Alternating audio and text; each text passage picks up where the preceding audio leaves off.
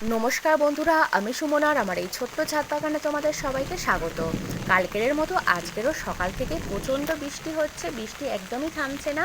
আর আকাশটা একদম মেঘলা অন্ধকার হয়ে রয়েছে। এখন কিন্তু অনেকটাই বেলা হয়ে গিয়েছে। আর এখন আমি ছাতা মাথায় দিয়ে ছাদে চলে এসেছি। আর ছাদের এই দিকে এই যে ফলের গাড়িটার মধ্যে 4টে ফুলের গাছ রয়েছে, কয়েকদিন আগে কাটিং করে দিয়েছিলাম। আর বৃষ্টির জল পেয়ে দেখছি গাছগুলো কিন্তু ভালোই গ্রোথ নিয়েছে। আর এই গাঁদা ফুলের গাছগুলো বৃষ্টির জল পেয়ে অনেকটাই লম্বায় বেড়ে গিয়েছে। গাছগুলো একদম ছোট জায়গার মধ্যে বসানো, মাটিও অনেক কম। আর এটা হচ্ছে একটা পাতিলেবুর গাছ। আর এই গাছটা আমি কিন্তু এই বর্ষাতে একদম বিনা খরচে কিন্তু তৈরি করেছি।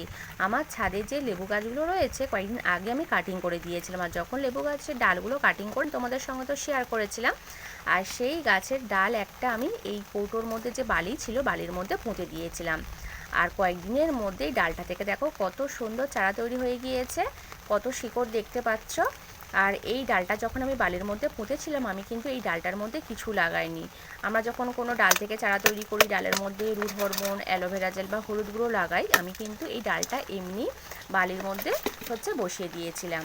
আর তার থেকে কিন্তু এত সুন্দর চারা তৈরি হয়ে গিয়েছে। আর আজকের এই চারাটাকে বসিয়ে দেবো, যেহেতু পরপর দুদিন বৃষ্টি হচ্ছে, আকাশটা মেঘলা হয়ে রয়েছে। আর খুব সহজেই কিন্তু মাটির সঙ্গে গাছটা ধরে নেবে। আর দেখছো কত শিকড় হয়েছে। আর এটা হচ্ছে লাল বালি, যে লাল বালিটা আমরা ব্যবহার করি সেই লাল বালির মধ্যে আমি কিন্তু ডালটা বসিয়েছিলাম। আর এই চারাটাকে আমি এই গ্রো ব্যাগটার মধ্যে বসিয়ে দেব। এই গ্রো ব্যাগটার মধ্যে অন্য গাছ ছিল, সেটাকে তুলে দিয়েছি আগে। এখন এটাই ফাঁকা রয়েছে, এর মধ্যে এখন বসিয়ে দিই। গাছটা বড় হলে আবার তুলে নিয়ে অন্য জায়গায় বসানো যাবে। আর এর আগেও আমি কিন্তু অনেক লেবু গাছ এরকম ডাল থেকে তৈরি করেছি। সেই গাছগুলোতে এখন লেবুও ধরছে। দেখো গাছটা বসিয়ে দিয়েছি। আর গাছটাতে এখন জল দেবো না, যেহেতু বৃষ্টি পড়ছে। আর গাছটাতে দেখতে পাচ্ছি নতুন করে আবার কিন্তু ডালে পাতা বেরোতে শুরু হয়েছে। আর গাছটা এখন আমি এই ছাদের মধ্যেই রেখে দেবো। যদি কালকের আবার রোদ্দুর ওঠে তখন বড় গাছের নিচে ছাওয়ায় রেখে দেবো কয়েকদিন, তারপরে রোদ্দুরের মধ্যে বের করব।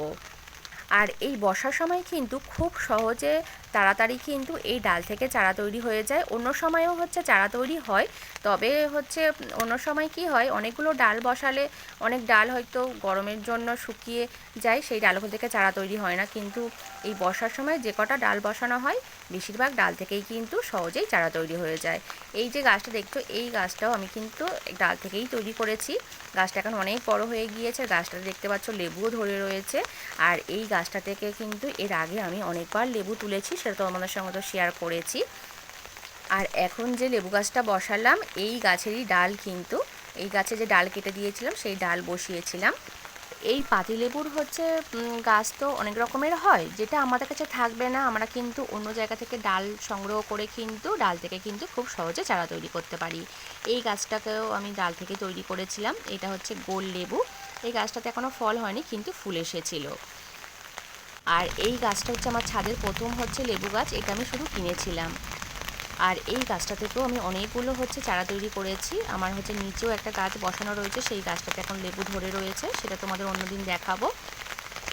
তোমরাও কিন্তু খুব সহজেই এই বর্ষাতে একদম বিনা খরচে লেবু গাছের ডাল থেকেই চারা তৈরি করে নিতে পারো। শুধু এই বর্ষাতে লেবু গাছের ডাল থেকে নয়, যে কোনো ফুল গাছের ডাল থেকেও কিন্তু খুব সহজে চারা তৈরি করা যায়। আর এবারে তুলে নেব একটু ফুল, ফল, সবজি। আর এই বেদানা গাছটাতে 3টে বেদানা হয়ে রয়েছে, একটা আজকে তুলে নেব। এই যেটার গায়ে একটু দাগ দাগ হয়েছে, এটাকেই তুলে নিলাম, দেখবো কিরকম হয়েছে। আর এবারে তুলে নেব বেগুন। বেগুনটা তুলে নিয়েছি। আর এইটা ড্রাগন ফলটা একটাই পেকেছে, এটাকেও তুলে নেব। আর আরও কিন্তু নতুন অনেক ফুল ধরেছে। এই দেখো এখানে বড় ফুলগুলো, 12টা ফুল এসেছিল, তার মধ্যে 4টে ফুল কিন্তু বড় হচ্ছে, আরগুলো সব নষ্ট হয়ে গিয়েছে।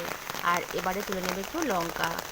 আর লঙ্কাটা তো এখন বেশ ভালোই পাচ্ছি একদিন ছাড়া ছাড়া। আমার কিন্তু অনেকগুলোই লঙ্কার গাছ রয়েছে এই সাইডে, ওই দিকে, মানে অনেকগুলো কিন্তু লঙ্কা গাছ রয়েছে, তার জন্যও মোটামুটি পাচ্ছি, আর লঙ্কা কিনতে হচ্ছে না।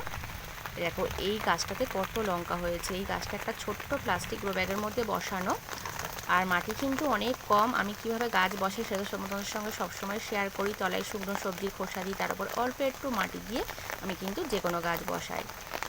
আর এর আগেও এই গাছটা থেকে অনেক লঙ্কা তুলেছি, আর আজকে কিন্তু আবার দেখো এতগুলো তুলে নিলাম। আর এইদিকে এই যে বুলের লঙ্কাগুলো রয়েছে, এখানে কয়েকটা রয়েছে, তুলে নেব। আর এইগুলো হচ্ছে সূর্যমুখী লঙ্কা, এটা ফলের ক্যারেটের মধ্যে বসানো। আর এবারে তুলে নেব ঢেঁড়স। ঢেঁড়স তো আবার না তুললে এইগুলো আবার কালকে শক্ত হয়ে যাবে আর তোলা যাবে না। ওই গাছটাতেও একটা রয়েছে, তুলে নেব। আর এবারে তুলে নেব ফুল। আর আজকে দেখছি এই লক্ষ্মী জবা ফুল অনেকগুলোই ফুটেছে, 6টা। আর এই গাছটা আমি কিন্তু ডাল থেকে তৈরি করেছিলাম। কত ছোট্ট একটা ডাল থেকে চারা তৈরি করেছি, আর সেই গাছটা এখন কত বড় হয়ে কত করে ফুল দিচ্ছে প্রতিদিনই। আর এখানে একটা রয়েছে, তুলে নিলাম। আর এই গোলাপি জবা রয়েছে কয়েকটা। আর বৃষ্টিটা কিন্তু হয়েই যাচ্ছে, এখনও বৃষ্টি কিন্তু থামেইনি। আর এদিকে রয়েছে অ্যালামন্ডা ফুল। ওইদিকে ডালে অনেক রয়েছে কিন্তু হাত পাবো না, এই সামনের দিকেরগুলোই নিয়ে নিলাম। আর এবারে একটু নয়নতারা ফুল তুলে নেব।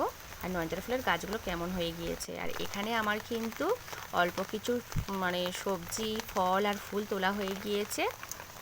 আর লঙ্কাটা কিন্তু আজকের অনেকটাই তুলেছি। আর এইগুলো সব ঝুড়ির মধ্যে ভরে নেব। আর এইগুলো সব তুলতে তুলতে কিন্তু আমি অনেকটাই ভিজে গিয়েছি, যেহেতু আমার ছাদটা অনেকটাই ছোট আর গাছ তো ভর্তি, আর এদিক ওদিক যাতায়াত করার মতো সরু জায়গা, তাই গাছের জল লেগে লেগে আমি কিন্তু পুরো ভিজে গিয়েছি। আর আজ কিন্তু বন্ধুরা এই পর্যন্ত, টাটা বাই।